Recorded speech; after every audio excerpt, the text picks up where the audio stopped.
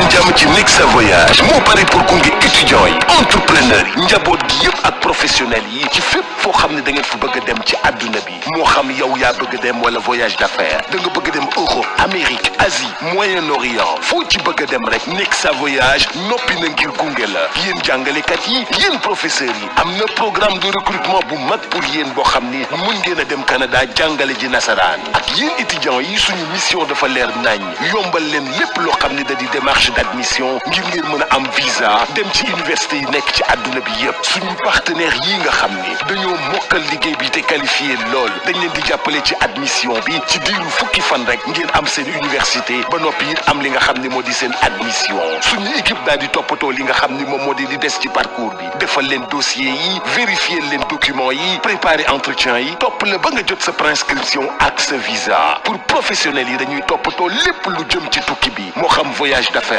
la ñu daal di jël billet d'avion bi assurance bi hôtel bi toppatoo déplacement bi jóge AIBD jëm aéroport yamuñu foofu loo soxla ci location de voiture bu am confort ñu yombalal la ko gunge la ba nga yore oto bu mucc ayib Nexa Voyage ñi nekk cité Kër Gorgui mën nga ñu woo ci 00221 78 957 11 11 wala 00221 78 958 11 11 wala 00221 78 586 80 80 Nexa Voyage seen tukki bii di ñëw fii lay tàmbalee. guddi gi maam moomee guddi gi ñoom ñoo ko moomee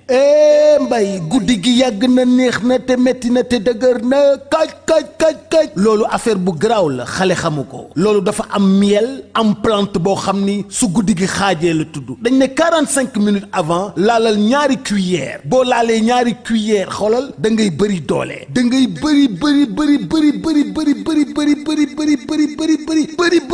bëri doole guddi gi neex lool yàgg lool livraison à domicile c'est possible kon li may wax xam ngeen lan la miel la ak ay plante loolu nag mi ngi jugee Paris mi ngi tudd la nuit nous appartient wooteel 77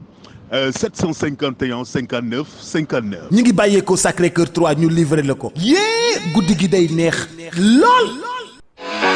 Chez Nexa Voyage, nous accompagnons étudiants, entrepreneurs, familles et professionnels dans tous leurs projets de mobilité, qu'ils soient personnels ou d'affaires. Europe, Amérique, Asie, Moyen-Orient, où que vos objectifs vous mènent, nous sommes votre compagnon de route. Vous les enseignants et professeurs, un programme de recrutement s'offre à vous pour l'enseignement de la langue française au Canada. Pour les étudiants, notre mission est claire, faciliter vos démarches d'admission et de visa vers les meilleures universités du monde. Grâce à nos partenaires qualifiés, votre admission peut être obtenue en seulement 10 jours. Notre équipe s'occupe de chaque étape du parcours, constitution du dossier, vérification des documents, préparation de l'entretien, suivi jusqu'à l'obtention de la prescription et du visa. Pour les professionnels et les entreprises, nous gérons l'ensemble des voyages d'affaires, visa, billets d'avion, assurance, hôtel, ainsi que les déplacements du personnel vers AIBD et la location longue durée de voitures pour plus de confort et de flexibilité. Nexa Voyage, cité Kër Gorgui, appelez-nous au 00221 78 957 11 11 ou le 00221 78 958 11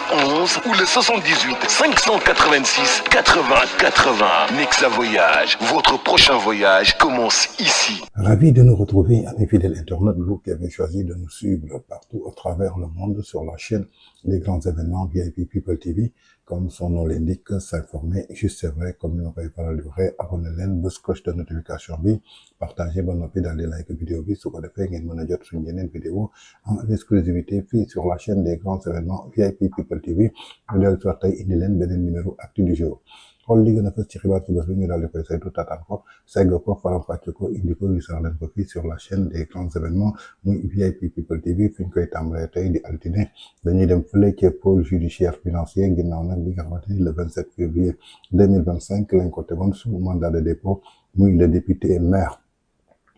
de Agnam di Farba Ngom ginnaaw nag boobu ba tey kenn déglu ko au fond ci dossier bi tey jii nag di altine fukki fan ak juróom ci weeru décembre atum 2025 lañ koy déglu daal jëmale ko daal ci audition au fond jëmale ko daal ci dossier bi nga xamante ni moom lañ ko doon toppee muy blanchiment de capitaux ginnaaw loolu nag ki nga xamante ni daal mooy ay militants sympathisants yu l'honorable député maire bu Agnam di Farba Ngom daal dinañuy woote daal benn mobilisation pacifique jëmale ko daal ci képp koo xamante daal républicain nga ngay militant li militant di sympathisants citoyens épris de justice pour ñu joxe daal rendez-vous bi nga xam ne tey jii foofu ca buntu pôle judiciaire financier ginnaaw nag bi ñu fixé benn expression bu pacifique jëmale ko daal ci ñi nga xamante ni mooy responsable jëmale ko ci seen engagement collectif muy soutien massif boo xamante ni tey jii dañ ko jagleel l'honorable député Farba Ngom dama bëgg nag ñu déglu ji message bi nga xamante ni moom Abdoulaye Ndiaye bokk ci pôle de communication bu Farba daal dina koy lancé ñu dellu si waat. salaamaaleykum Sénégal maa ngi leen nuyu leen siyaar baax leen ñaan yàlla gudd fan ak kàttan na leen nuyu leen siyaar baax leen ñaan yàlla jàmm du nuyu sénégalais yépp di wax ne lundi le 15 décembre incha allahu rabbi honorable député maire des Agnam Farba dañ koy auditionné ginnaaw bi mu defee fukki weer ak benn ci biir kaso bi sur le fond du dossier ñu ngi invité képp koo xam ne yaa ngi safoo honorable député maire des Agnam Farba ak képp kuy safoo alliance de la république ak képp kuy société civile ak képp kuy xeex ak yelleefu doomu aadama Farba Ngom bi nga xam ne dërëm mësul jóge trésor public dugg ci comptam ñu jàpp ko jaay ko doole jaay doole famille jaay doole njabootam yóbbu ko ci kaso bi yóbbu ko instruction ba instruction bi jeex ñu renouveler waat ko mu def 11 mois ci biir prison bi lundi incha allah rabbi lañ koy auditionné lundi le 15 décembre sur le fond du dossier ñu ngi invité tous les sénégalais ñu ñëw devant pôle judiciaire financier 8 heures pile xaar honorable député maire des Agnam Farba ñu wan ko suñu soutien ak suñu solidarité ci moom fële ci buntu pôle judiciaire financier kon ñu ngi woo sénégalais yépp di woo la peuple sénégalais waaye di woo waa région de Matam gépp waaye di woo suñu mbokk Haalpulaar yi nekk ci biir Dakar yépp di woo képp koo xam ne yaa ngi safoo honorable député maire des Agnam Farba ñu ngi lay woo devant pôle judiciaire financier lundi incha allahu rabbi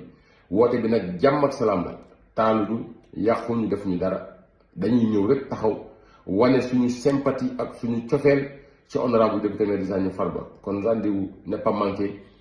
lundi le 15 décembre 2025 devant pôle judiciaire financier fële ci cité kër góor gi mu jàkkaarloog immeuble Mariama ci deux voies yi nekk diggante pont Cheikh Béthio Thioune ak arrêt BRT bi kon rendez-vous n'est pas manqué ñuy woo Sénégalais yëpp dina ñaan yàlla jàmm jërë ngeen jëf.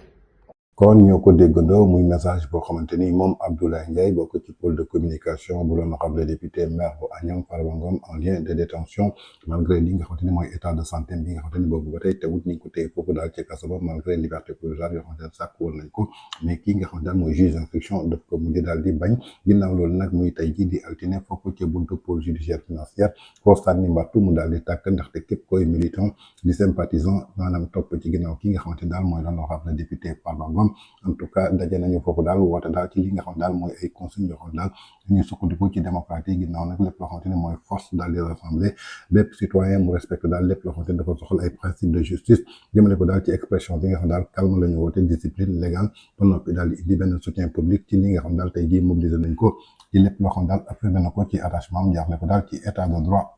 ginnaaw nag bi ñuy exprimer li nga xam ne daal mooy seen soutien pacifique jëmale ko daal ci respect de nos institutions wane nañu daal beneen yoon boo xam daal peuple bi mën na ci jaax ñu sukkandikoo nag ci li nga xamante ni tey jii mën nañ ko dégg daal jaaxle ko ci dignité responsabilité muy mobilisation nag boo xamante ni daal lépp dafa tegu ci wàllu li nga xam daal mooy dal ak calme ginnaaw nag lépp loo xamante ni mobilisation massive la jaaxle ko daal ci mobilisation citoyenne lépp daal loo xamante ni def nañ ko tey jaar mooy ñu sukkandiko daal di sukkandiko ci ordre bi mooy sérénité ak détermination boo xam daal woote nañ ko foofu tey jii ci buntu pôle judiciaire financier ginnaaw nag bi nga xamante ni kii di seen leader en politique di l'honorable député Farba Ngom moom daal la ñuy auditionné daal ci li nga xam daal mooy fond dossier bi. ba tey ci seen acte du jour de ce lundi 15 décembre 2025 sur VIP People TV dañuy desandi ci cas ki nga xam daal mooy Farba Ngom ginnaaw nag ay révélation yu doy waar yoo xamante ni député bi bokk ci parti bi di Pastef ñu gën ko xam ci turu ki nga xamante ni mooy Cheikh Bara Ndiaye en tout cas daal def na ay révélation yu doy waar jëmale ko daal ci li nga xam daal mooy arrestation kii di l'honorable député Farba Ngom ak ki nga xamante daal mooy le maire de Louga di Moustapha Diop jëmale ko daal ci seen levée immunité parlementaire li nga xam daal jot nañ ko def fële ci assemblée moom mii di député bi bokk ci Pastef daal ginnaaw loolu daal def na ci daal ay révélation yu doy waar moo bëgg nag ñu déglu ji kàddu Cheikh Bara Ndiaye dellu si waat. Sénégal Farba du ministre dégg nga du woonub directeur ministre yaa ngi fii sàcc ba ne xus ñëpp a ngi koy gis directeur yaa ngi fii sàcc ba ne xus ñëpp a ngi koy gis jàppoo leen dem di jàppe Farba député man de bu démb doon tey dinaa taxaw assemblée nationale danaa xeex ba kenn du ko jàpp.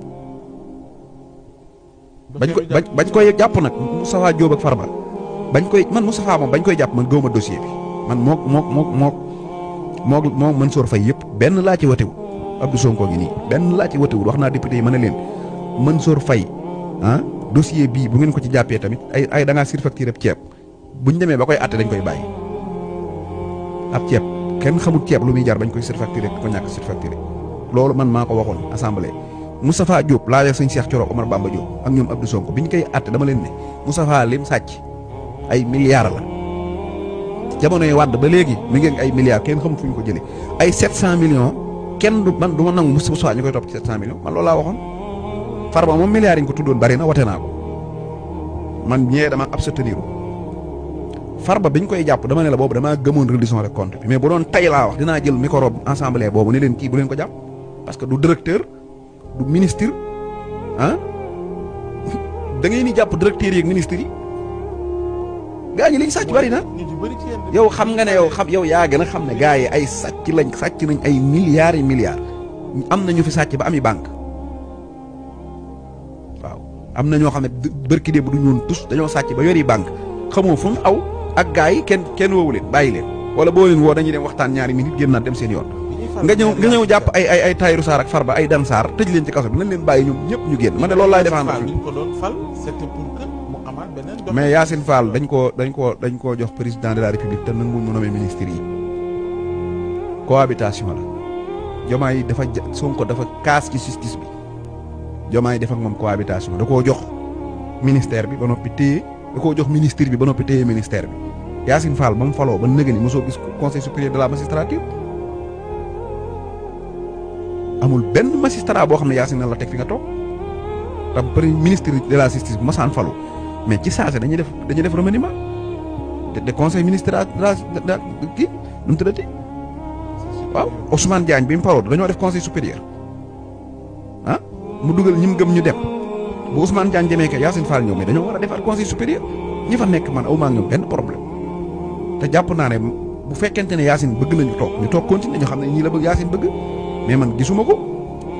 kon ñoo ko déggandoo muy kaddu l'honorable député Cheikh Bara Ndiaye bokk ci parti bi di Pastef ginnaaw nag mu doon ay révélation daal yoo xam ne daal yu doy waar yoo xam ne daal jot na ko yëkkati ginnaaw nag lépp loo xam ne daal dafa concerné li nga xam ne mooy procédure bi nga xamante ni moom la ñuy yëkkatee lii di mbaalaanu kiiraana jëmale ko daal ci parlementaire yi nga xamante ni dañ leen visé woon daal jëmale ko daal ci li nga xamante ni tey ji affirmé nañ ko te amuñu benn yoon boo xamante ni convaincre nañu jëmale ko daal ci ay argument yoo xam ne daal tegoon nañ ko ginnaaw loolu nag moom Cheikh Bara Ndiaye lépp loo xam ne daal mi ngi koy soutenir amul benn yoon boo xamante ni moom voté na daal ci faveur li nga xamante ni mooy lever immunité parlementaire bu ancien ministre bi di maire bu Louga di ki nga xamante ni mooy Moustapha Diop ni ki nga xamante ni mooy Mansour Faye jëmale ko daal ci ki nga xamante ni mooy député bi di Cheikh Thioro Mbacké moom ci boppam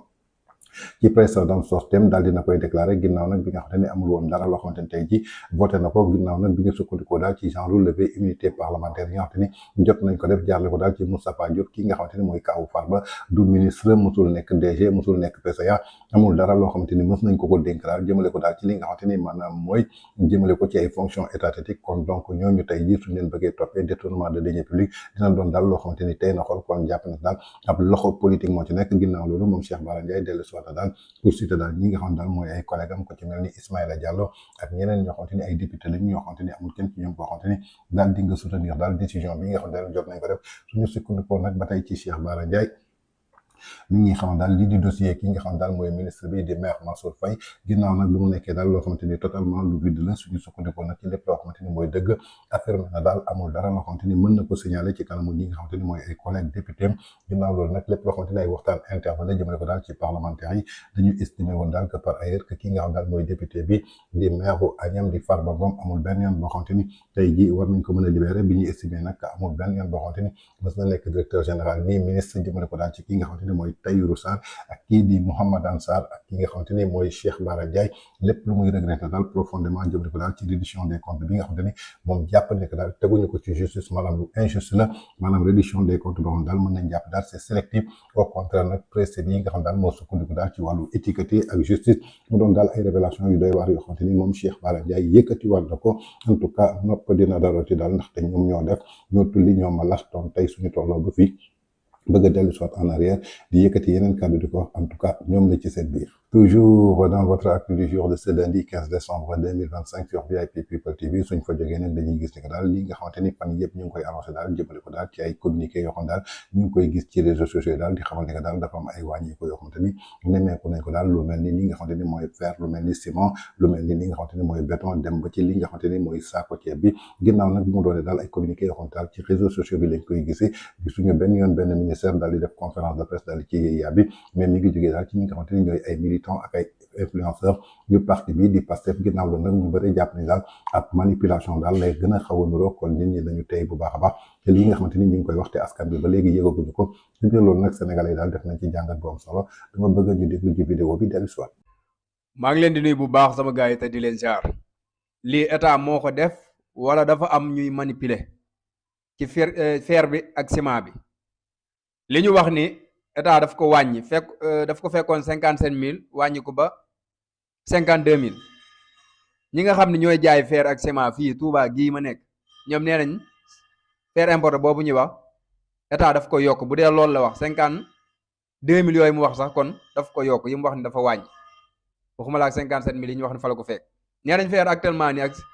mi ngi jar 50 000 nii facture yi ma la tegal fii nii lii la 18 la woon ak même ciment tamit noonu li ñuy wax 73 000 yooyu nee nañ nekku fa woon waaye léegi loolu ñi fi état bi di jëflanteel ci wàññi boobu ñooñu ñooy nax état bi wala communication bi ñu jàllale lii nii dafa wérul est-ce que lu état est-ce que dëgg la kani état moo wax ni wàññi na yooyu lu ñu war a leeral la parce que lii ni ñu ci wax nii moom dara amu si fii ci Touba bokk te jàpp naa ni fi la war a gën a seere bu dee Dakar lay jóge ñëw Touba loolu naka la mënee nekk kon li ñuy wax ci fer bi ak ciment bi war nañu leeral ba xam état moom moo wax ni wàññi na ko wala daa am ñu dégg ne état am na yum wàññi ñu boole ci yooyu parce que prix yi ñuy wax noonu fer ak ciment eggu fa au contraire li ñuy wax ni daf ko fa la ko wàññi su foofu noonu sax wàññi ba sax yooyu àgguñu fa waxuma la ñuy wax ni fa la ko fekkoon mat naa leeral bu baax a baax. kon ñoo ko déggandoo muy jàngat bi nga xamante ni daal sénégalais yi def nañ ko ginnaaw nag communiqué yi nga xam daal ñu ngi koy gis ginnaaw nag bi ñu ko tuddee daal les bonnes nouvelles s'enchaînent jëmale ko daal ci baisse de prix jëmale ko daal ci secteur li nga xamante ni mooy BTP bi lu mel ni ciment lu mel ni fer lu mel ni li nga xamante daal mooy béton bi jëmale ko ba ci ceeb bi nga xamante ni ñi ngi naan daal dañ ko jëlee ci 22 500 ba ci 15 000 francs ginnaaw loolu nag ay communiqué la daal yoo xamante ne ay influenceurs u Pastef ñoo koy partagé ci réseaux sociaux bi ndax manipulation la parce que mënee nañ ko bu baax a baax ndaxte lépp loo xamante ni tey jii ñu ngi koy wàññi je crois que communication gouvernement moo ko war a jël ndaxte li nga xamante ne mooy gouvernement bi am nañu ki nga xamante ne mooy chargé de communication am nañu ministre des commerces boo xamante ne moom moo sukkandiku ci loolu musul taxaw yi daal ci yéeyam bi kon population bi dañuy def attention jëmale ko daal ci li nga xamante ne ñu ngi koy dégg te du dara lu dul manipulation te ñoom ñëpp dañ ko bëgg a jël daal di koy féetleer ki nga xamante ni moo topp ci ginnaaw ki nga xamante ni mooy Diomaye di leader du parti Pastef du premier ministre alors que tey jii lépp su bonee ji jàpp ni ko Diomaye la su dee dara am na loo xamante ni bëgg nañ ko baaxal ñu daal di koy jagleel te ginnaaw nag moom dafa ne daal am na lépp loo xamante ni tey jii ay responsabilité dañ ko daal di teggi kon dañuy jàpp ni daal lépp loo xamante ni ñu ngi koy annoncé daal jëmale ko ci wàllu wàññeeku yenn prix yi amul dara loo xamante ni dëgg la ci jëmale ko daal ci li nga xamante ni ñu ngi koy wax sax fan yi di naan ci début mois de janvier dinañu wàññi daal li nga xamante ni maanaam mooy prix courant bi yaakaar naa ne kuy wàññi doone damay waaj a wàññi da ngay jël décision ba daal di koy def nga acté ko su ko defee nag daal di publier ce communiqué sénégalais yi xam nañ ko waaye juste ci manipulation la ñu nekk rek ak dëggal askan bi pour daal di dalal seen xel mais gisoogu ni dara loo xam daal soppeeku na ci dund bi nga xamante ni askanu Sénégal ñu ngi koy dund ndaxte pouvoir d'achat bi tey la gën a jafe ba tey ci seen actu du jour de ce lundi 15 décembre 2025 sur VIP People TV suñ fa jógee dañuy dem fële ca diwaanu Kaolack fekk ji fa l'actuel maire di Serigne Mboup ak ki nga xamante ni daal moo bëgg a briguer li nga xamante ni mooy mairie bi daal di koy nangu ci loxo ki nga xamante ni mooy Serigne Mboup di Fadilou Keita ginnaaw loolu nag actuel directeur u caisse de dépôt et de consignation jamono ji daal dafa mel ni daal dafa tar ci seen diggante ndaxte attaques yi ñu ngi jógee partout jëm ci ki nga xamante ni mooy Fadilou Keita ginnaaw Mollah Morgun bi nga xamante ni gis nañu barki démb mu daal di attaqué ki nga xamante ni mooy l'actuel DG de la CDC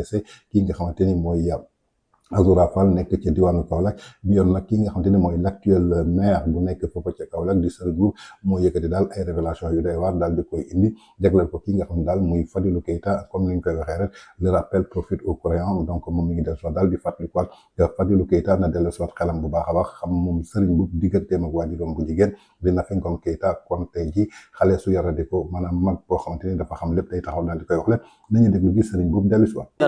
nit ku yarawul wala nit ku bon moom toujours li muy njëkk a njëkk mooy fen lay njëkk a wax nit waaw te yonent bi waxoon nañ ko yonent bi bi mu commencé di wax dañ ne mahaza ila ifkun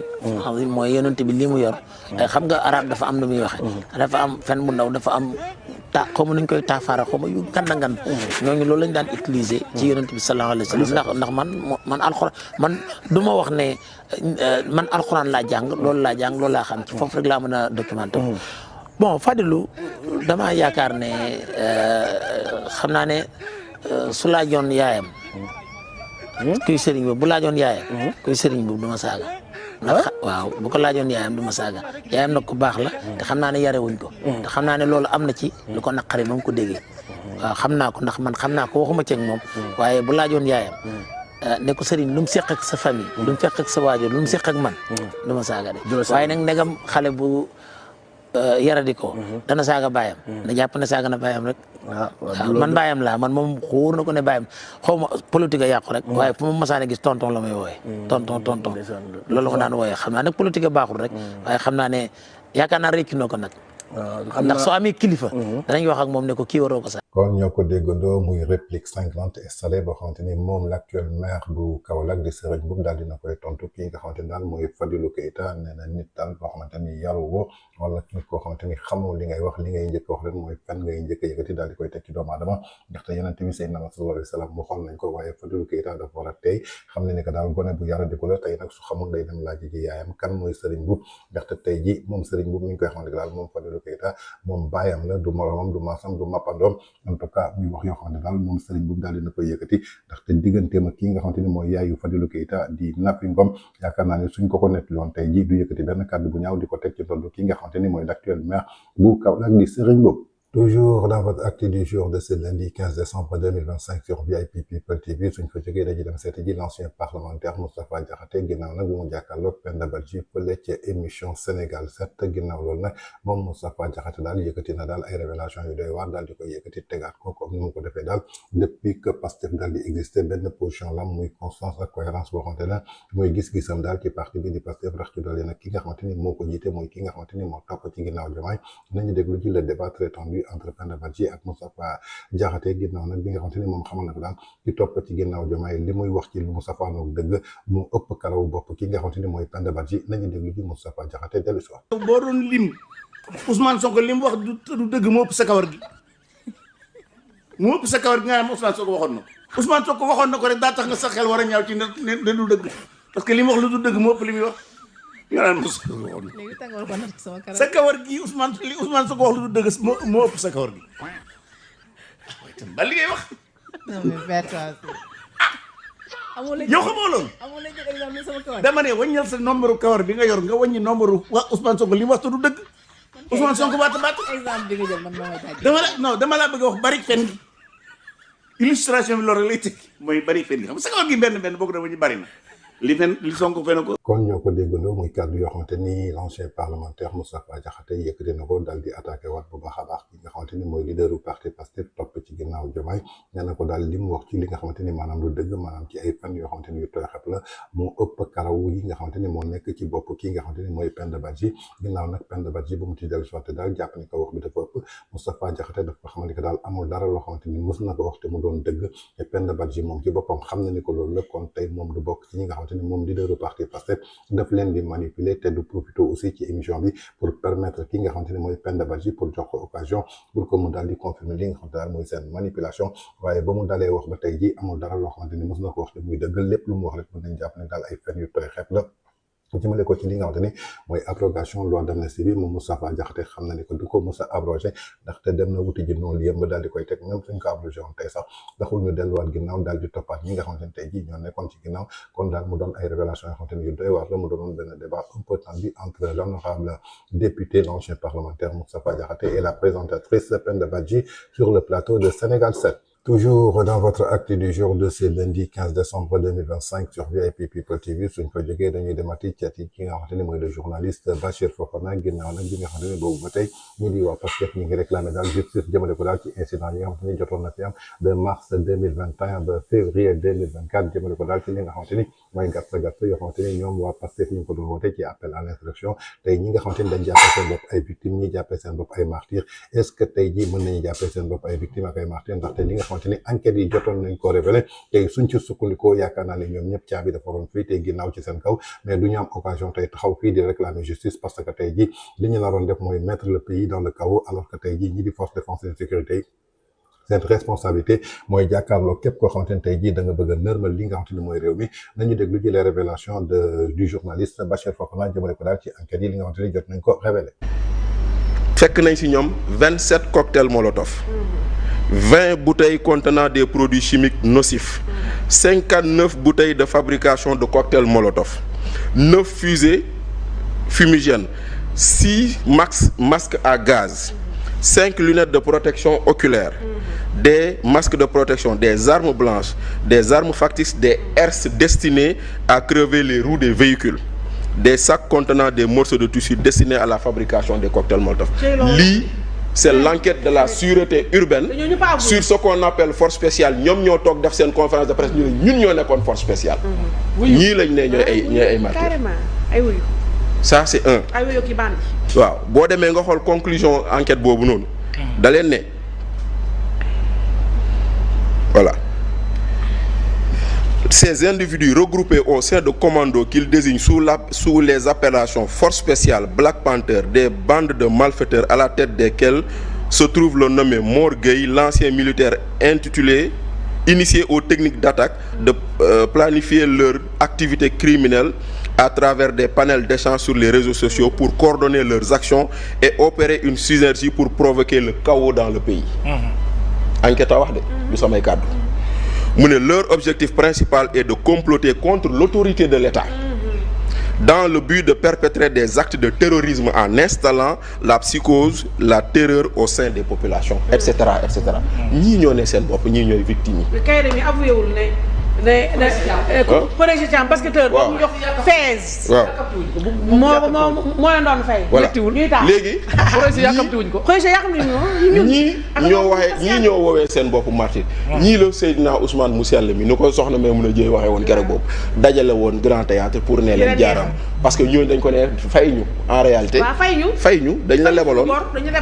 lebaloon fay ñu. kon ñoo ko déggandoo muy révélation yoo xamante ni le journaliste Bachir Fofana jot na ko def jëmale ko daal ci enquête yi nga xamante ni jotoon nañ ko révélé ci ñi nga xamante ni jotoon nañ leen jàpp tey ñu jàppee seen bopp ay ex détenus politiques est-ce que li ñu fekk ci ñoom ay cocktail molotov ay fusil lépp loo xamante ni tey jii day déstabiliser réew est-ce que kooku tey jii mën nañ ko jàppee détenu politique wala ab samba boy wala ab bandi wala woyu boo xamante ni tey jii seen pexe su juboon tey jii yaakaar naa ni tey jii Sénégal du toll fii ñu toll ba ñu fii mën a organiser li nga xam daal mooy ay élection kon nañuy jàpp ni que daal tey jii bu ñu abrogé woon li nga xamante ni mooy loi d'amnistie bi ñu delloowaat leen ci kaso continuer li nga xamante ni mooy enquête yi ñi nga xamante ni tey jii ñooy réclamer seen bopp comme des détenus politiques jàpp naa ni yaakaar naa ni tey jii caabi dina leen féetee ginnaaw parce que am na ñoo xamante ni mën nañ jël sax ba 20 ans de perpétuité ndax tey ñii kenn mënu leen jàppee ay martyrs nii ay détenus politiques ay samba boy luñ loo xamante ni tey jii lenn moo leen yëkkatoon daal mooy déstabiliser daal di semer le chaos comme ni ko leaderu parti Pastef waxee woon fële ca Ziguinchor. Nous avons les moyens de rendre ce pays ingouvernable kon ay infiltrés ñoo nekkoon ci biir donc ñooñu tey jii mënuñu leen jàppee li nga xamante ni mooy ay détenus politiques ba ñuy sàkku ci ñoom daal ñuy réclamer daal li nga xamante ni tey jii maanaam mooy justice ndaxte justice suñ ko defee tey jii amul kenn ci ñoom koo xamante ni tey jii da nga recouvrer la liberté. Toujours dans votre acte du jour de ce lundi 15 décembre 2025 sur VIP People TV suñ ko jógee dañuy dem fële ci Assemblée nationale fekk ji fa le ministre de la justice Yassine Fall ginnaaw nag propos yi nga xam daal yëkkati na ko bërki démb ñu bëree jàppee ko daal benn chantage diplomatique jëmale ko daal ci état du Sénégal ak li nga xamante ni mooy réewu France ndaxte ay kàddu la yoo xamante ni tey ji dafa soxal extradition kii nga xamante ni mooy Madiambal Diagne ginnaaw nag autorité sénégalaise yi biñ ko sàkkoo pour que daal ñu delloo leen kii di Madiambal Diagne justice française dafa daal di sukkandiku daal ci ay dossiers yoo xamante ni daal pour ñu daal di examiner l'ex Sénégal li ñuy laajte dëgg la wala du dëgg est-ce que Sénégal joxe na ay documents yu solide bu ñu mën ko extrader kii nga xamante ni mooy Madiambal Diagne ginnaaw nag dossier yooyu dara tegu ci te jamono ji procédure baa ngi nekk en cours kii di ministre de la justice dafa taxaw Assemblée daal di yëkkati daal benn chantage diplomatique xamal ni que daal Sénégal day mettre fin li nga xam daal mooy extradition jëmale ko daal ci réewu France képp koo xamante ne daal France soxla na ko pour Sénégal extrader ko ñoom dañuy daal di bañ ndaxte tant que jébuñu leen kii nga xamante ni mooy Madiambal Diagne ak kii nga xamante ni mooy Dora Gaye ñoom duñu sukkandiku ci loolu est-ce que teg nañ ko ci yoon wala teguñu ko ci yoon ci biir loolu nag dañuy dem fële ci plateau Sen TV ginnaaw nag émission Grande Gueule gis nañ ci daal ay révélation yu doy waar ci seen jàngat bi nga xamante ni tey jii teg nañ ko ba ci procès bi nga xamante ni mooy procès Mame Mbaye Niang ak kii nga xamante ni tey jii mooy leaderu parti Pastef bi nga xam daal bëgg nañ ko sulliwaat moom Yassine Fall ubbiwaat ko foofu ci Assemblée nationale gëm naa ne nag lii di rabat d'arrêt bi ça a été définitif au niveau de la Cour suprême kon amul dara loo xamante ni lu bees la tey jii mën na leen permettre daal ñu ubbiwaat li nga xamante ni mooy dossier bi kon dañu nekk daal ci benn jeu politique boo xamante ni taxawul ngeen leen déglu ci dellu si waat. également évoqué waat nañ un peu li nga xamante ne moom moo di dossier Ousmane Sonko Mame Mbaye Niang bi nga xamante ne jàpp nañ ne dañu ko war a ubbiwaat. alors loolu itam mu juraat beneen polémique autour de la question ci ñi nga xamante ne ñoo di boromu xam-xam yi jàpp ne ñenn ñi jàpp nañ ne mbir mi amul lu ñu ca war a mën a ubbiwaat ndax dossier bi jeex na ca rabat d'arrêt ba ñeneen ñi élément nouveau ñoom seen. waaw mais nañu génne élément nouveau bi déjà mais bu ñu wax rapport parce que rapport du élément nouveau rapport yi moom yaakaar naa ki waroon def rapport ba ci jamono ko def na ko te heure bi mi nga ca Barsax. Donc je pense qu'aujourd'hui la Cour suprême s'est prononcée dans cette affaire-là et je pense que c'est la juridiction ultime foofu la mën a yem foofu la atte mën a yem ci réew mi. bu ñu yeggee ba foofu nag dëgg yàlla nag moom. je pense que waaw voilà waaw te noonu lañ mës a nemmeeku te gisaguñ ñu. leneen lu dul loolu. kon dañuy jàpp loolu ba ñu gis leneen. maintenant leneen loolu également nag il faudra bu boobaa nag dañuy xoolaat ñi nga xamante ñoo seqoon projet yëf yi ca njëlbeen ba ñu dellu soit ñoom ñëpp ñu xoolaat affaire bi aussi mooy li ñuy wax rek Fatima véritablement dans ce pays-là. On va galérer encore pendant longtemps hein. Parce que on est en train de tourner à rond ci lu bëri ci ñàkk fayda yoo xamante ne amul benn intérêt amul benn solo ci jamono dans ce contexte où aujourd'hui les gens sont en train de mourir dans les hôpitaux parce que ils n'ont pas de moyens pour se soigner nit ñaa ngi feebar tëdd seen kër yi parce que amuñu ordonnance amuñu lu ñu mën a jëndee seen i ordonnance nit ñaa ngi tëdd si kër yi amuñu lu ñu jox seen i njaboot nit ñaa ngi tëdd si kër yi parce que amuñu lu ñu xëyee lu ñu lekk lu ñu naan je pense pendant ce temps cette même population yaa ngi koy topp di ko pressé et ba pare mu continue di muñ au lieu nga nekk sur des priorités pour au moins soulager les populations nga nekk ci li nga xamante ne ay dossier dañ indi Madiambal Diagne su ko France indiwul ñu ne duñu yóbbu seen lii bu kii ñëw deful lii dossier Mame Mbaye Niang mi ngi à Paris bi ñuy attee bi rabat d'arrêt bi du nekkul sax il est aux États-Unis donc je pense qu'aujourd'hui quand même il faut savoir raison garder nit il faut accepter également son destin accepter la défaite c'est pas tout le temps qu'on gagne. Dans la vie, c'est des combats. Tantôt tu perds, tantôt tu gagnes. Mais l'essentiel, c'est d'avancer et d'apprendre, de continuer, renforcer les FINEC. Pour moi, aujourd'hui, il faut aller vers un renforcement de nos institutions. Surtout qu'aujourd'hui, quoi qu'on puisse dire quand même, c'est une justice quand même, il y a de quoi être fier ci lu bari parce que bari na loo xamante ni li muy jël ci ay décisions boo xoolee ba ca biir bi da ngay xam ne ils ont dit le droit. Je pense que loolu moo am solo en tout cas moi c'est ce que je retiens ba li may gis leneen maintenant élément nouveau nag gisaguñu fi rapport nag moom yàgg nañoo dégg rapport. Mais après ci ay audit cabinet privé lay mujjee ci ay loolu ku ne mën na ko c'est pas ça le rapport je pense que même rapport buy génn dafa war nekk élément nouveau mais sur la base de nos institutions yoo xamante ni ñoo war a def loolu mais munoo toog simplement nii rek tu brandis benn jour un dossier ne man am naa rapport on ne sait pas qui a commandité le rapport qui est l'auteur du rapport bi fu mu jógee mais loolu yomb na je pense que man sax bu ma neexee ma def ko mais je pense li am solo rek mooy li ñuy wax rek il faut pas mélanger les choses justice dafa am lu mu moom politique yi dafa am lu ñu moom ñoom li ñu leen sas mooy lu ñuy digg ak sénégalais yi et ils ont rendez-vous en 2029 à l'heure du bilan foofu la leen sénégalais yi di xaar maintenant li justice war a def dañuy bàyyi justice def liggéey ba ca war ki ñu ci war a atte ñu atte la ki ñu ci war a daan ñu daan la ñu xam ne loolu mooy c'est ça un état de droit c'est-à-dire dafa doy waar quoi c'est lamentable pour ne pas dire c'est pitoyable pour ce pays là quoi des dirigeants aussi pour un Sénégal aussi grand que le Sénégal quand même le Sénégal n'est pas un petit pays on regorge de potentialité on regorge d'hommes de valeur je pense que waruñu nivellement ce nivellement bi ñu gis vers le bas moo baaxul dans ce pays là il faut savoir grandir nañu grandir quoi honnêtement c'est décevant c'est révoltant quoi à la limite tu as des mots voilà. waaw merci beaucoup Alassane alors ministre bi également wax wàllub contestation ci pencum ndaw réew mi alors peut-être mu xaw a un peu tiquer certaines personnes parce que jàpp nañ depuis quand benn citoyen di contester décision bu jukkee ci Cour suprême. ah waaw Fatima bul fàtte ne fi mu toll nii état bu Sénégal. va perdre temps bu bari ci couvrir Ousmane Sonko tout tourne autour de Ousmane tout dossier bu concerné Ousmane pour jox ko raison jox ko dëggal li ay waxam même bu fekkee nekkul dëgg ci ay këyit mais foog toujours ñuy fexe di étayer loo xam ne si ne ni mënta nekk te nag wax dëgg yàlla administration këyit la xam bind la xam dëgg la xam loi la xam xamul ay théorie donc benn moment affaire dette cachée bi Ousmane rek a ci des. mbiru boppam dong la moom moo koy étayer moo koy waxal boppam moom mooy jéem a fexe nit ñi gëm ko mais ñëpp xam nañ ni caaxaana ci nekk l'affaire Mame Mbaye Niang aussi c'est la même chose kenn gëmatu ko moom rek moo ko gëm moom képp moo ko gëm bëgg nit ñi gëm ko te dafa bëgg a sukkandiku ci loolu pour bu ñu àggee ci élection yi mu wax ni voilà lii moom mooy raison yi tax ñu bëgg maa xeex pour que du ma bokk ndax su ma bokkul ci ay élection man la neex te dossier bi ko teree bokk mooy affaire Mame Mbaye Niang donc ci lay téye ba léegi moom ak ñi mel ni moom bëgg ñu gëm ko pour wëlbati décision de justice def ko moom ci àtte bi mu bëgg mënta nekk élément nouveau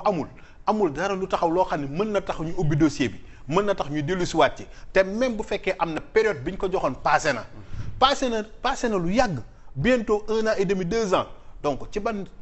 parce que en matière de diffamation yow mi nga xamante ne yaa diffamé tu as 10 jours. pour indi ay preuves voilà mais malheureusement kon léegi ça fait plus de 2 ans. amoo preuve ba tey jii nga nekk au pouvoir. chef du gouvernement war ko mën a am di dès le premier mois te waxoon nga ne mi ngi sa table yaa ngi nii toog jàkkaarloo moom yàlla def na dossier bi dox na ba tegu sa table.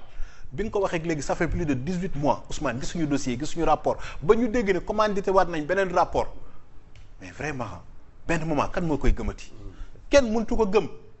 te bu fekkee am na ko aussi ci yan loxo la war a mën a jaar ba ñu mën ko jébbalaat li nga xam ne moom moo di cour suprême pour que ñu mën ko àttewaat ci yan loxo lay aw donc vraiment Ousmane nañu dimbale xam ne dossier boobu kenn gëmatu ko moom rek moo ko gëm te dossier boobu noonu bokk na ci li ko écarté su fekkee am na dossier boobu muy wax élément nouveau bu mu bëgg mu ubbeeku Adji Sarr dossier boobu képp la mën a ubbiwaat ñu dellu tribunal teg procès bi parce que Adji Sarr bëgg na ko te xëy na moom bëgg na ko donc lan moo tee mu am bu doon làmb ñaar ñu ñamante te bëgg nañ làmb taxaw dañ ko war a signer Sénégalais yi bëgg nañoo xam lan moo xew moom ci boppam bëgg na mu leer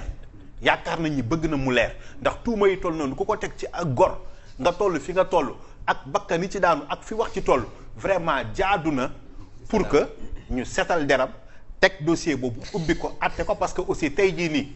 Badara Gadiaga bii nii ci ay propos wu nitam moom Amadou Ba. jënd ak jaay. waaw moom moo ko indi ci mbirum client ak lu dul client kon dossier boobu ba tey mi ngi ko ni def effet donc vraiment monsieur le ministre su amee dossier bu war a ubbeeku Adji Sarr ak Ousmane Sonko moo war a tijjeeku. beneen dossier bi ci des l'affaire des 94 milliards pourquoi ba léegi nii moom. ba mu ca pare na ca te pourtant dossier la bu suscité coow lu bari dossier boobu bokk na tey li créé Ousmane Sonko ñu bari dañ koy fàtte mais avant affaire u Adji Sarr accusation wu dossier 94 milliards moom moo révélé Ousmane Sonko waaye dossier boobu dañ koy gas suul rek mu mel ni dara xew fi woon te pourtant ci dossier boobu ci la tuumaal Amadou Ba ci la tuumaal Macky Sall ci la tuumaal ay responsable politique yu fi nekk yépp ci dossier boobu la fexe ba dëkk bi découvrir ko dévoiler ko moom ci boppam kan moom mooy Ousmane mais dossier bu toll noonu nga tuumaal ci ay góor wax ci li nga ci wax tey ji mu ne jeex na te tey ji nga nekk le chef du gouvernement nga war a mën a wax le directeur de HLM comme wax nañu HLM mi ngi ci dossier boobu na dossier bi génn titre foncier bi mi ngi nii 1855 nga wax li nga war a yëpp génnee dossier ba mu tegwaat ci table kon donc Ousmane Sonko moom moo ameel Sénégalais ay dossiers yu war a leer mais dossier Mame Mbaye Niang justice teg na ko nële am na yeneen dossiers yoo xam ne nag ci loxoom la nekk donc loolu la ñuy xaar li ci des aussi nag moom mooy actualité ñëpp xam ko l'affaire jet privé kon ñoo ko déggandoo muy dossier bi nga xamante ni évoqué nañ ko bokk ci Assomption muy le dossier Mame Mbaye Niang pour diffamation contre leader bu parti Pastef bi nga xamante ni tribunal daal dina koy daan juróom-benn weeru kaso yoo xamante ni du ko tëdd ak sursis ak 200 millions yoo xamante ni daal daf ko war a fay ndàmpaay ki nga xamante ni mooy Mame Mbaye Niang loolu jural ko inéligibilité en 2024 juralaat ko li nga xamante ni mooy rabat d'arrêt boo xamante ni dugalaat na ko te amul benn élément bu nouveau boo xamante ni daal teg na ko ci table bi ginnaaw loolu nag li nga xamante ni mooy Cour suprême daal di jël dogal daal di koy rejeter définitivement muy la troisième fois kon loolu mën nañu jàpp ni que c'est un débat clos un débat enterré kon ci diggante bi amul dara lu bees loo xamante ni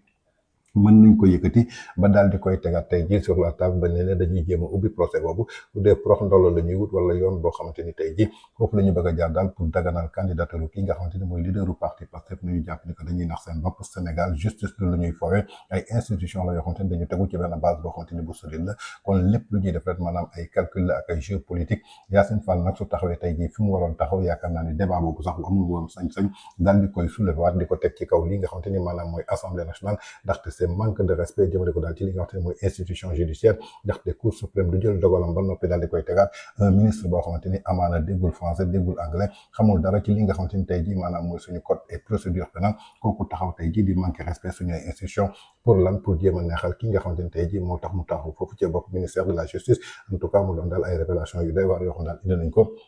li am solo ba am solo daal mooy débat boobu jarul nit di ci sonn jarul nit di ci perdre temps débat la boo xamante ni c'est clos rorsey Mame Mbaye Niang leaderu parti Pastef loolu suul nañ ko li des nag maanaam mooy lan mu xool naka lay fayee 200 millions d'amende te muñ ba 2029 xam ne ni mënul nekk candidat parce que le rabat d'arrêt est devenu définitif. Toujours dans votre acte du jour de ce lundi 15 décembre 2025 sur VIP People TV suñ fa jógee dañuy dem seeti ji le président de la République son excellence Bassirou Diomaye Faye ginnaaw nag lii di tournée économique boo xam daal annoncé na ko du 20 au 26 décembre fële ca diwaanu Casamance plus particulièrement dans la région du sud ginnaaw loolu nag ñi nga xamante ni ñoo bokk ci militants yi topp ci ginnaaw ki topp ci moom Bassirou Diomaye di leader bu parti Pastef en tout cas daal dañu mel ni ku déclarer la guerre ki nga xam daal mooy le président de la République son excellence Bassirou Diomaye Faye bi nga xam daal dañ ko déclarer persona non grata foofu ca Ziguinchor ci biir loolu nag moom Azora Fall yëkkati na ci ay kàddu nañ ko déglu ji dellu si waat. yóbbante àq la de yóbbante àq la lii nag waa Ziguinchor ñoo ma yónni la population de Ziguinchor les patriotes de Ziguinchor ñoo ne ma Azura Jomo Kenyatta bu yeboo mu teggi Ziguinchor le 20 moom bu yeboon na teggi Ziguinchor tournée bi muy def la Ziguinchor njëkkee ko fii bu yeboon na ko njëkkee njëkk a ñaaw waa Ziguinchor nee nañu ñoom bëgguñu encore wax jàgg dafa ko moom ndax xam naa ne le 20 moom incha allah rabbi man moom la ban moom wax dëgg yàlla man moom si jëmm sur lay sama indi seen niwut man le 20 yàlla na ma fekk ma dem màkk si barke alxuraanu karim waaw kay waa Ziguinchor daal li may wax daal ba wax ko mooy ñu président Sonko le 20 boo àndut ak ñaga ñaaw boo àndut ak moom fii billahi wallahi taalaahi di nga gis loo musul gis du début à la fin Cap Skirring lañ koy commencé yuuxoo Cap Skirring lañ koy commencé yuuxoo ba biir Enampor bu ñu jógee Enampor ñëw Niassia dugg biir Ziguinchor booy Ziguinchor ñoom nee nañu ñoom tableau Ziguinchor bi la ñuy taxaw dinañ ko yuuxoo ba moom day yaakaar na moom sax moom dañoo génn ko teertu man nag li may wax nag yóbbante la waa Ziguinchor ñoo ma yóbbante kontaanuñu si ñaga ñaaw le 20 moom man ne bu yowama le 20 ñu ba dégg naa ñu le 20 dañuy jël conseil dañuy voyage yi man yàlla ma fekk fële nu mu tudd sax ma fekk mu umar ji si suñ Tuubaa ok. kon ñoo ko déggandoo muy kaddu Azora Fall nee na population de Ziguinchor ñoo ko yóbbante ci ki nga xamante ni mooy le président de la République ci tournée économique bi nga xam daal mi ngi koy def foofu la 20 en tout cas ñu ngi koy xamal daal ñoom ñi nga xamante ni dañoo bootu ci ginnaaw leaderu parti Pastef topp ci ginnaaw ki nga xamante ni mooy le président de la République bëgguñu président de la République ñëw foofu ndaxte su fa ñëwee dina gis catastrophe dañ ko yuuxoo lu ko waral nag parce que ñoom jàpp nañu kii di président Bassirou Diomaye dafa trahir ki nga xamante ni mooy leaderu parti Pastef waaye suñu xoolee ba ci biir leaderu parti Pastef ci boppam moo daal di trahir ki nga xamante ni mooy le président de la République Bassirou Diomaye Faye en même temps pour def la distinction lii di tournée économique bi nekkul ci base du parti politique mais ci base du Sénégal la nekk base du République la Casamance ça appartient à tous les Sénégalais. Donc tey jii li nga xamante ni Diomaye mi ngi ko fay def du ay militants Pastef ñoom ñoo ko mën a déclarer la guerre wala jéem ko indil benn chantage ndaxte su àndul ak ki nga xamante ni mooy leaderu parti Pastef kon bu mu fa teg tànkam mooy li may wax rek depuis boobu ba tey gis nañu ay pro ki nga xamante ni mooy leaderu parti Pastef dañuy jóg di attaquer de tout bord ki nga xamante ni mooy le président de la République mais suñu xoolee ba ci biir dafa mel ni moom ñii di seen kilifa moo nekk ci ginnaaw donte ñemeetul tontu ki nga xamante ne mooy le président de la République moo tax muy sukkandiku ci ay militants pour que ñuy attaquer bu baax a baax ki nga xamante ne mooy président Bassirou Diomaye Faye su ko defee daal mu mën a exercer pression bi mu bëgg su ko amee nag ba noppi mu daal di calmer ñi nga xamante ne mooy boyam waaye nañuy jàpp ne que daal Casamance du waa Pastef ñoo ko moom Casamance Sénégal moo ko moom kon amul kenn koo xamante ne tey jii mën nga tere le président de la République daal di exercer daal li nga xamante ni maanaam mooy tournée économique am foofu quant à loolu nag Azura nee na moom waa Ziguinchor ñoo ko yónni bëgguñu daal président daal di ñëw foofu en tout cas mooy wane ni que daal immaturité ak inconscience boo xamante ñi topp ci ginnaaw leaderu parti Pastef moom la ñuy yeewoo di ko xëyee di ko gonto alors que ñi tey ku yaakaar ne daal ñu développé réew ci sa kanam yaakaar naa ni da ngay nax ci sa bopp. Toujours dans votre acte du jour de ce lundi 15 décembre 2025 sur VIP People TV suñ fa jógee dañuy dem seeti ji Sandiogou ginnaaw nag moom def na ci ay révélation yu doy waar ginnaaw nag jàngat boo xam daal jot na ko indi ci li nga xamante ne tey jii ay militants pro Pastef daal dinañ koy jagleel daal kii di président de la République Bassirou Diomaye Faye ci tournée économique bu moo amal foofu ca Casamance ak li nga xam daal moo soxal wàllu dette cachée bi nga xamante ni annoncé woon nañ ko ak dégradation notu Sénégal bi nga xamante ni agence de notation bi di Moody's daal dina koy def lan moo soxee loolu ak lan moo indi loolu nañu déglu ci des révélations de Sandiogou dellu si ba nga ni maa ngi koy gis ci réseaux sociaux yi am ñu bari ñoo xamante ni ñi ngi taxaw di wax ni Ousmane Sonko li mu wax ne ñu dalal président Diomaye teeru ko loolu bu ñu ko def ndax ñooñu ñi ngi ci dëgg wala nekkuñu ci dëgg man dinaa ci ñëw joxe ci li nga xam ne mooy sama gis-gis ak samay xalaat tey nag jàpp naa ni ñu bari danaa waroog ñoom gis-gis ak kii xalaat et pourtant ñi nga xam ne ñoom laa war a warool gis-gis ak xalaat ci mbir moomu ñoom lay ñaan aussi tamit ñu partager li nga xam ne mooy vidéo bi parce que jàpp naa ni vidéo bi ñaan naa leen ko pour la première fois pour ñu partager ko bu baax pour mu yegg ci ñi nga xamante ne bi ñooy képp koo xamante ni kii rek am nga beneen gis-gis bu wutoog bi maa ngi ñay ñaan ñu partager ko et pourtant ñi may ñaan ñu partager ko ñoom laa wuteel gis-gis xam naa nag mën na bañ a yomb waaye nag terewut faaw ñu joxe li nga xam ne mooy sunu gis-gis ci penc mi mbokk yi ak xarit yi kon lii mooy li nga xam ni moom lañ fas yéenee waxtaanee kon dañu koy doore ak agence boobu nga xam ne moom la ñuy wax Moody's nga xamante ni bi ñooy agence de notation yi noté dëkk yi nga xam ni dafa defal Sénégal ab note wàcce ay notam wane ni daal Sénégal fi mu toll nii fa mu newoon ma ngay jëm ca suuf malgré effort yi nga xam ne autorité yaa ngi koy def yépp te agence yooyu buñ la wàccee say note day tax ñi nga xam ne ñooy investir ci say dëkk yooyu dañuy wax ne dëkk bi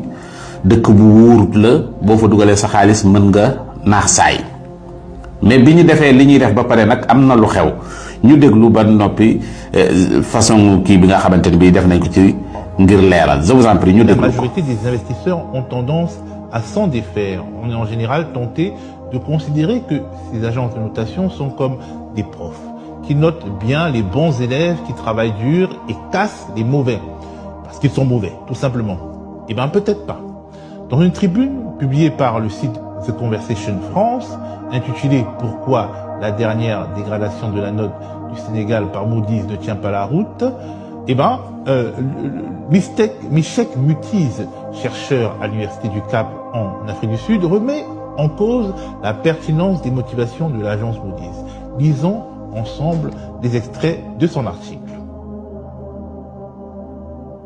L'une des principales raisons de la dégradation de la note par Moody's était la décision du Sénégal de se tourner vers les marchés régionaux pour lever des capitaux. Depuis le début de l'année 2025, le gouvernement a levé plus de 5 milliards de dollars américains via le marché obligataire régional de l'Union économique et monétaire ouest-africaine.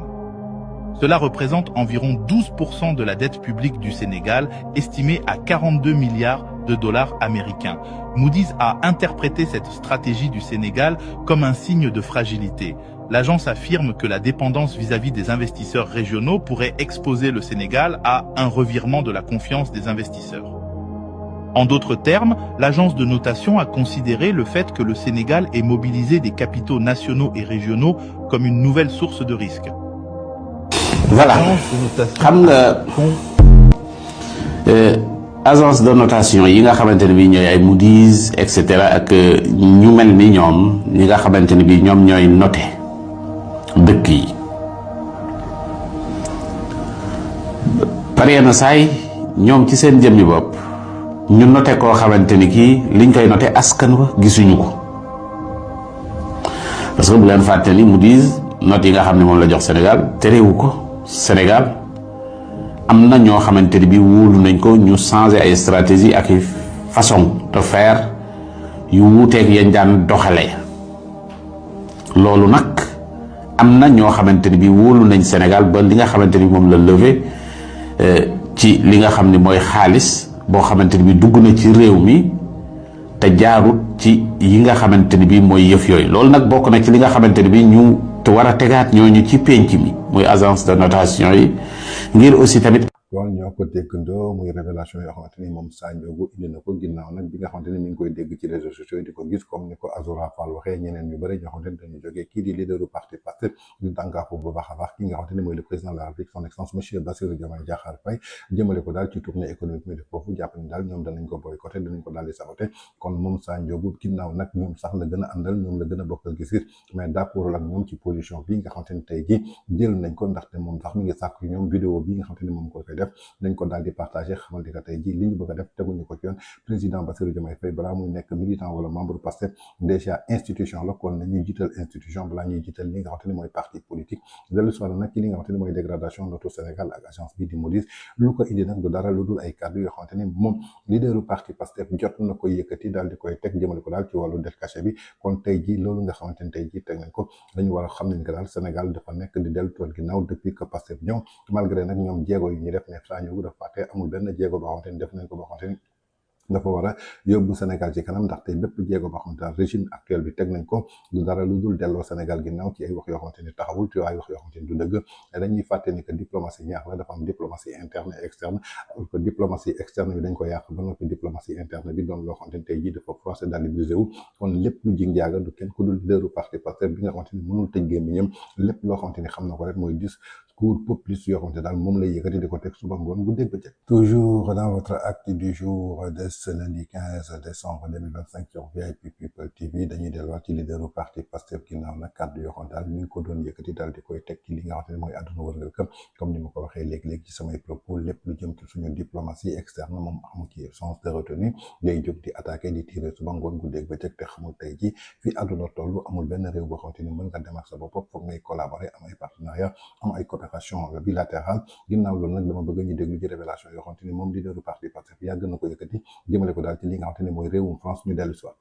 yow wërëb lu jara dégluwaate ngi nii lu jara dégluwaate ngi nii dégluwaat leen ko bu baax a baax a baax incha allah gudd na nag mais di nga xamee enjeu mondial bi fa la jëm incha allah largement pour y ajouter tout ce qu'il veut par rapport à ses cibles personnelles. Je ne parle même pas de tous ces agents de renseignement, particulièrement de la France et autres barbouzes qui pullulent dans notre pays, toujours prêts à exécuter les basses besognes comme du temps de Focard. Parce que les méthodes sont maintenant beaucoup plus vicieuses, mais elles n'en sont pas pour autant complètement annulées. Elles n'en sont pas pour autant, ils n'ont pas pour autant abandonné toutes les vieilles méthodes de liquidation, comme ça a été fait avec les Sankara, les Lumumba, etc. Mais les méthodes sont beaucoup plus vicieuses maintenant. C'est des méthodes de destruction d'opposants par tous les outils modernes que nous connaissons. Aujourd'hui, Macky Sall a ouvert la porte à des sociétés de mercenaires. Depuis que le pétrole et le gaz, depuis que l'odeur du pétrole, du gaz sentent, plus toutes les autres ressources, nous avons toutes sortes de sociétés de mercenaires. Et je demanderai aux journalistes de faire de petites recherches sur la société Covosaes SA, d'un certain Laurent Clerc, régulièrement à Dakar, et qui prétend avoir des méthodes pour se débarrasser des opposants. Je dis que nous n'avons pas besoin de toutes ces reliques politiques. Des reliques politiques chez eux, nous n'en avons pas besoin ici. Nous sommes ouverts à travailler avec tout le monde, dans le sens d'une collaboration gagnant-gagnant. Nous avons besoin de gens qui investissent en respectant les lois de ce pays, réaménagées d'ailleurs. Nous avons besoin des gens qui transfèrent de la technologie. Nous avons besoin de gens. Il faut que ça cesse. Il faut que ça cesse. Je ne suis pas en train de dire que la France est à l'origine de tous nos maux. Elle n'est pas responsable de la corruption de nos élites. L'argent du peuple qui est volé tous les jours, détourné dans des comptes offshore, détourné pour construire des immeubles à gauche, à droite, détourné pour corrompre de l'électorat. C'est ça, la France n'en est pas responsable. Même si son attitude complaisante peut y jouer pour quelque chose. La France n'est pas responsable du clientélisme, des détournements de deniers publics, de l'incompétence de nos leaders, incapables d'identifier les priorités. Elle n'est pas responsable forcément du bradage de nos ressources, même si elle en bénéficie très largement. Tout ça est de la responsabilité de nos dirigeants, incompétents, incapables et qui ne sont pas des patriotes du tout. Mais il est temps que la France lève son genou de notre cou. 7 siècles de misère faits de traite humaine, de colonisation et aujourd'hui de néocolonisation, cela suffit.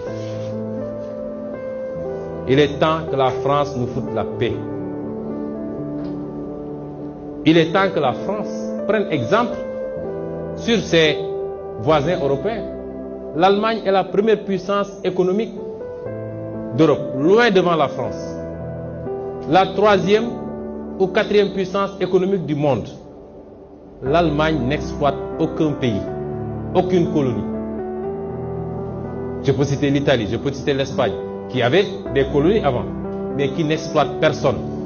qui ne font pas ingérence, qui n'imposent pas des dirigeants dans leur ancienne colonie. Au nom de quoi la France doit pouvoir continuer à nous imposer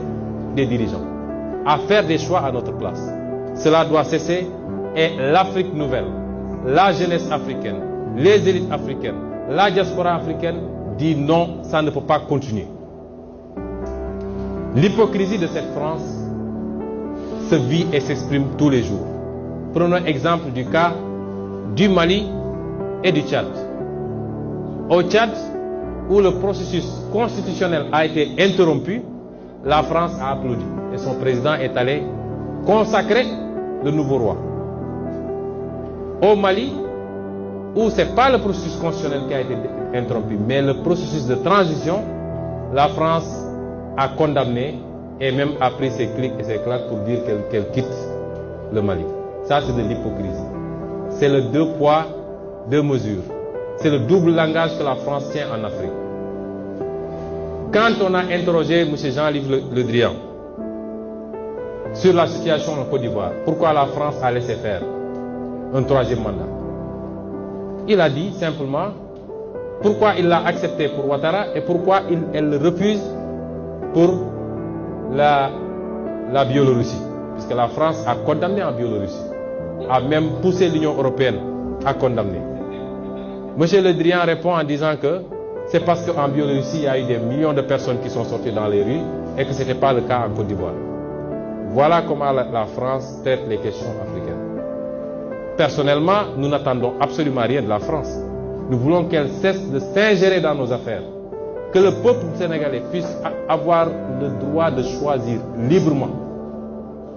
Et non pas parce que la France a choisi un candidat, avec les méthodes qu'on connaît. On commence par cibler les gens, on les décore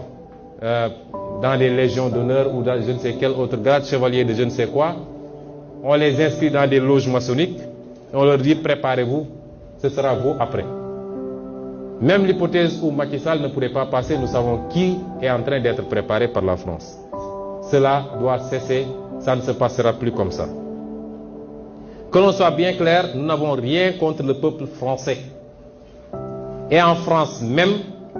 des voix politiques et citoyennes se lèvent pour tenir le même discours que celui que je suis en train de vous tenir. Les députés, par exemple, Madame Frédérique Dumas, qui intervient régulièrement sur la tribune de l'Assemblée, qui écrit régulièrement au ministre des Affaires étrangères, puisqu'elle est membre de la Commission des Affaires étrangères, pour soulever ce comportement injuste de la France vis-à-vis de l'Afrique, tient le même discours que nous. Messieurs Jean-Luc Mélenchon, Jean-Paul Lecoq, André Chassaigne, tous députés, tiennent le même discours que nous. Et des centaines d'autres voix. L'ONG Survie, comme d'autres ONG, font un travail extraordinaire dans le même sens. Nous disons à la France d'écouter ces voix qui lui parlent de notre schéma, d'une autre collaboration entre l'Afrique et la France.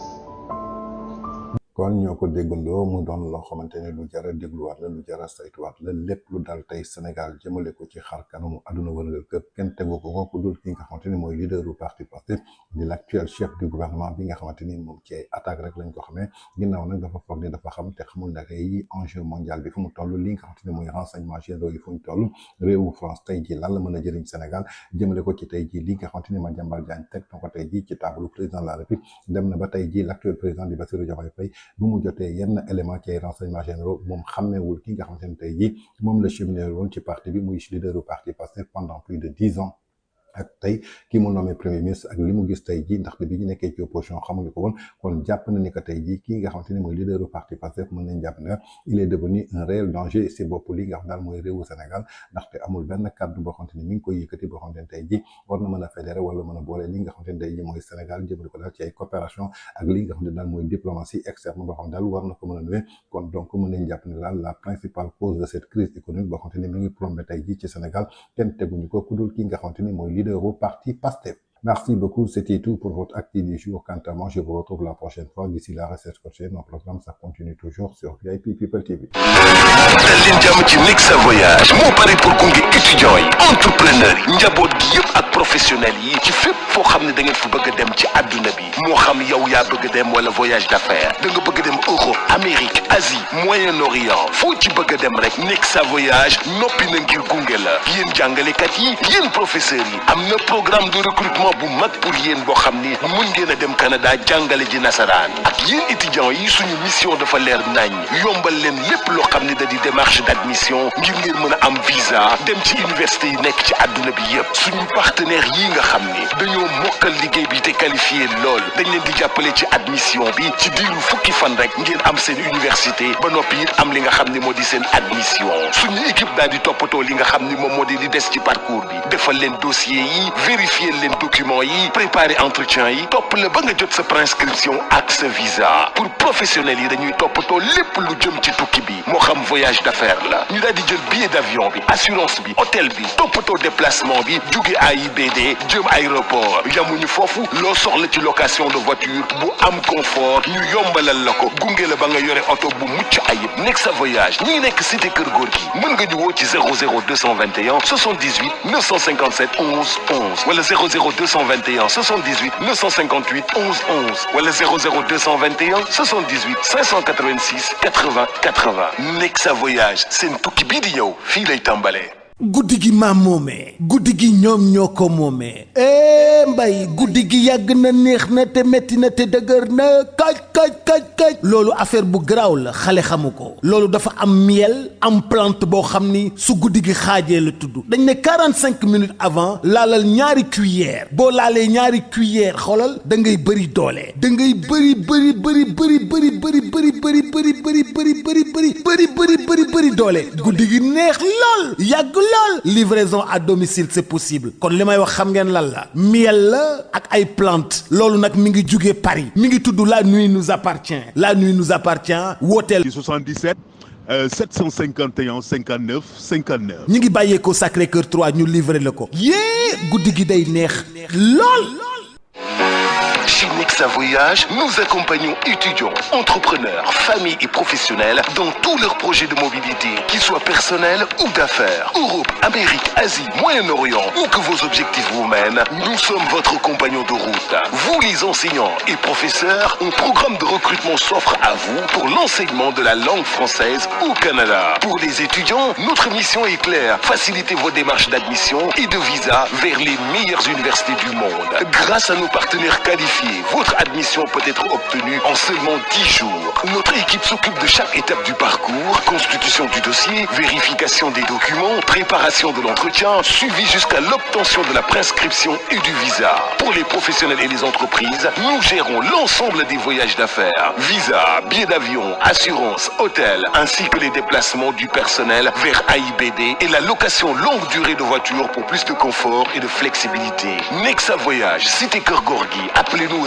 00221 78 957 11 11 ou le 00221 78 958 11